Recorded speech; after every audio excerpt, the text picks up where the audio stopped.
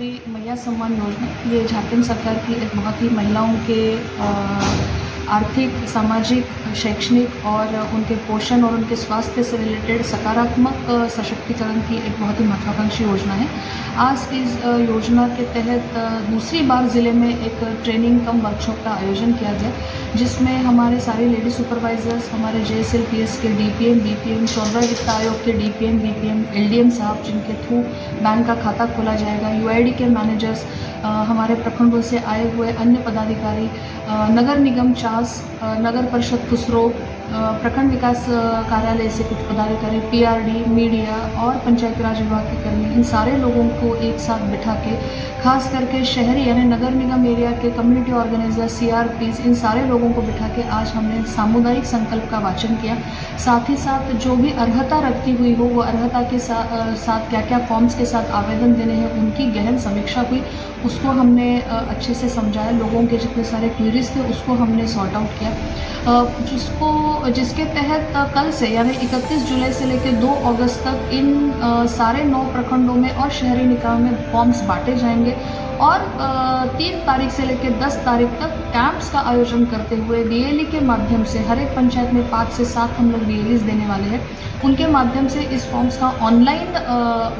आवेदन भरा जाएगा। से आवेदिका खुद होनी चाहिए, उसके साथ भरा हुआ फॉर्म होना चाहिए, उसका बायोमेट्रिक अटेंडेंस होगा, जो फ़ोन नंबर उसने आवेदन में लिखा है उसको लेके आना है, ताकि OTP जनरेट होता है तो वहाँ पर वो बता सकती है। साथ ही साथ उसको वहाँ पे एक लाइव पिक्चर लिया जाएगा और फॉर्म ऑनलाइन अपलोड होगा। एक मोबाइल नंबर पे 5 आवेदिका दे सकती है, एक मोबाइल नंबर को 5 आवेदिका आवेदन पे इस्तेमाल कर सकती है। आधार कार्ड के साथ बायोमेट्रिक लिंकेज रखने के कारण ये एक्चुअल जो आवेदन करता है उसी को इसका लाभ दिया जा रहा है। दिसंबर 2024 तक अगर किनका बैंक खाता लिंक नहीं है वो लोग भी इसका फ़ायदा ले सकते हैं, मगर बेहतर यही रहेगा कि लोग अपना बैंक खाता इसके साथ टैग करें। तो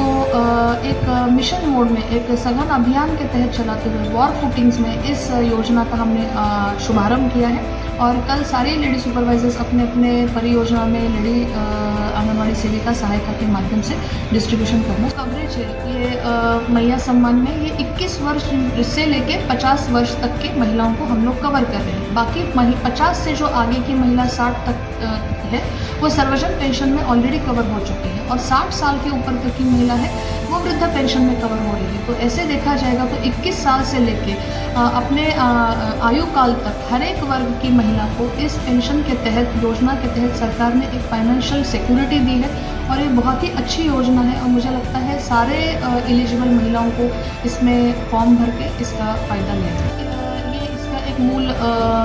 कंडीशन है, इसकी एक एलिजिबिलिटी का वन ऑफ द क्राइटेरियाज है और जैसे उसका मतदाता पत्र भी हम लोग ले रहे हैं, राशन कार्ड में उसका नाम है, तो ये मुझे लगता है सफिशिएंट डॉक्यूमेंट्स है कि इस्टेब्लिश करने के लिए वो झारखंड के निवासी है। अच्छा। अगर उसके घर में कोई अन्य पति या वो ऐसे फैमिली को बिलोंग करती है जहाँ पे उसका आयकर भरा जा रहा है या कई सरकारी नौकरी, निजी नौकरी या सार्वजनिक उपक्रम में घर में कोई है तो वो महिलाओं को ये एलिजिबिलिटी नहीं होगी। अन्य किसी योजना के तहत भी अगर उसका कवरेज है, लेट अस से कोई 25 साल की 30 साल की महिला है और वो अनफॉर्चुनेटली विधवा है और उसको विधवा पेंशन मिल रही है तो वो इस योजना का हम लोग भरवा ले रहे हैं। हम किसी को डिनाई नहीं कर रहे हैं, ऐसे फॉर्म्स को हम लोग स्वीकृत करा ले रहे हैं और उन लोगों का अगर फॉर्म में उसी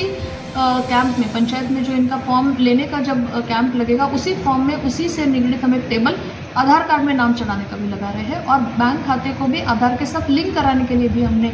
ADM UID को बोला हुआ है, ताकि एक ही बार अगर वो कैंप में आती है तो ये 3 काम करके उसका नाम जोड़ने का आवेदन ले रहे हैं, उसका हम फॉर्म डिनाई थोड़ी करेंगे, ले लेंगे उसका।